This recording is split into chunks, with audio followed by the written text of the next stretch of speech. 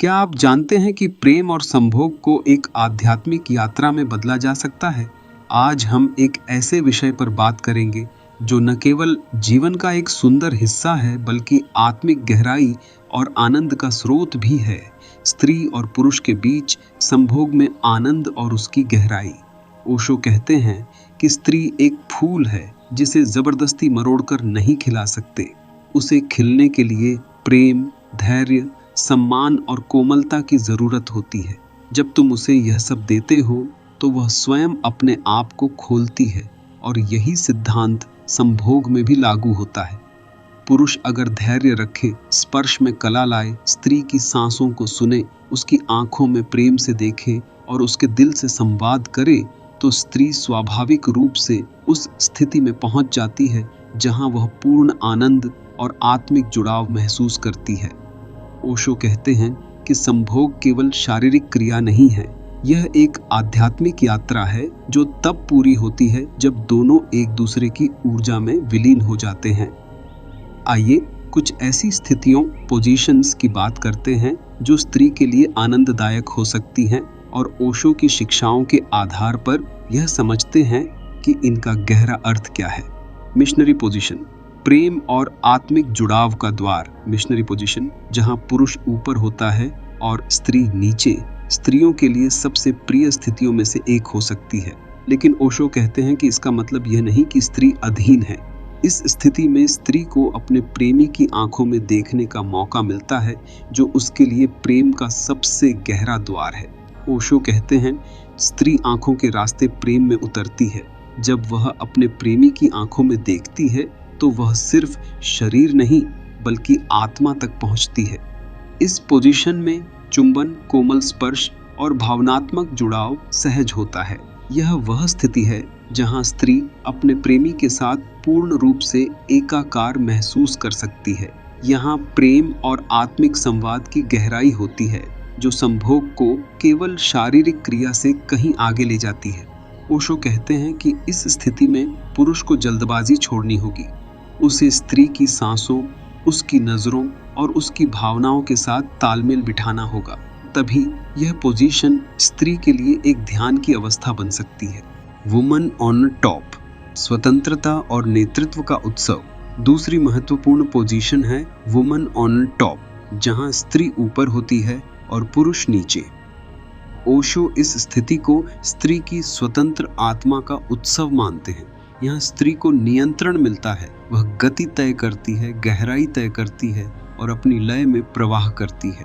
ओशो कहते हैं कि यह पोजीशन स्त्री को केवल एक रिसीवर नहीं बल्कि एक सक्रिय भागीदार बनाती है। ये उसकी ऊर्जा को खोलता है और उसे अपनी शक्ति का एहसास कराता है।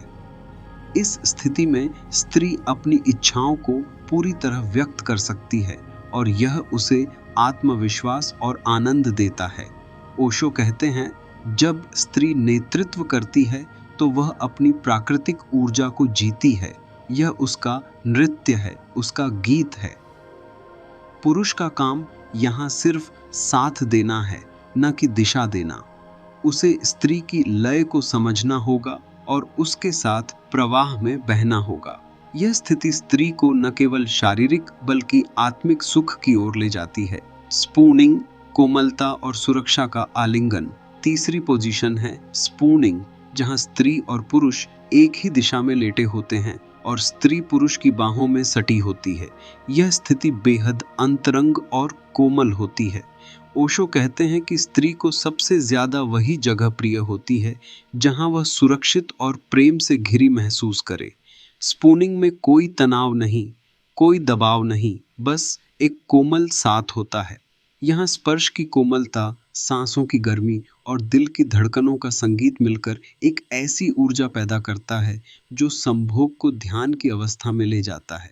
ओशो कहते हैं, स्त्री का दिल एक बगीचा है, उसे प्रेम और देखभाल दो और वह फूलों से भर जाएगा।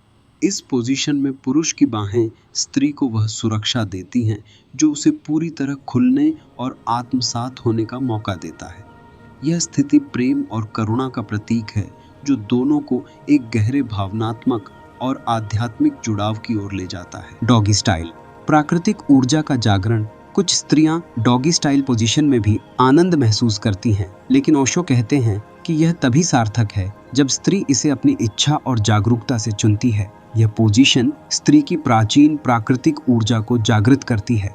यह उसे पृथ्वी से उसकी जड़ों से जोड़ती है। लेकिन ओशो चेतावनी देते हैं कि अगर इस स्थिति में प्रेम और सम्मान की कमी हो तो यह सिर्फ एक जानवरों जैसी क्रिया बनकर रह जाती है। ओशो कहते हैं, संभोग तभी सुंदर है जब वह प्रेम और जागरूकता से भरा हो। बिना प्रेम के यह हिंसा बन जाता है। इस पोजीशन में पुरुष को यह सुनिश्चित करना होगा कि वह स्त्री की भावनाओं और इच्छाओं के साथ तालमेल में हो। उसे यह समझना होगा कि यह स्थिति केवल शारीरिक सुख के लिए नहीं, बल्कि दोनों की ऊर्जा को एक गहरे स्तर पर जोड़ने के लिए है। संभोग से समाधि की यात्रा। ओशो बार बार कहते हैं कि संभोग की सबसे सुंदर स्थिति वह है जहां दोनों एक दूसरे की उपस्थिति में पूरी तरह समर्पित हों। जब कोई प्रदर्शन नहीं होता, कोई लक्ष्य नहीं होता, कोई जल्दबाजी नहीं होती, तब कोई भी पोजीशन ध्यान बन सकती है। ओशो इसे संभोग से समाधि की यात्रा कहते हैं। यह यात्रा स्त्री के लिए और भी गहरी होती है, क्योंकि उसका शरीर और मन स्वाभाविक रूप से सहजता और मौन को जल्दी पकड़ लेते हैं। ओशो कहते हैं कि पुरुष को अपनी अधीरता छोड़नी होगी। स्त्री को समय चाहिए, कोमल स्पर्श चाहिए, भावनात्मक संवाद चाहिए।